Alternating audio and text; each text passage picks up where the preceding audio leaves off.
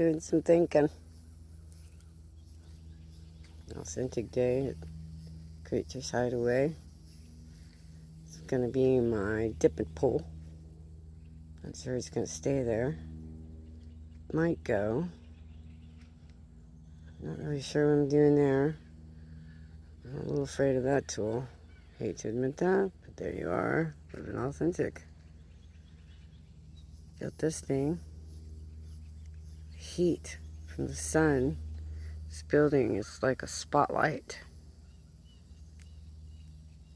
So I got some ideas. I ordered 16 by 20 so that I can shade the wall. Of course, now it's turning into a possible catio. So I'm trying to figure that out. We'll see.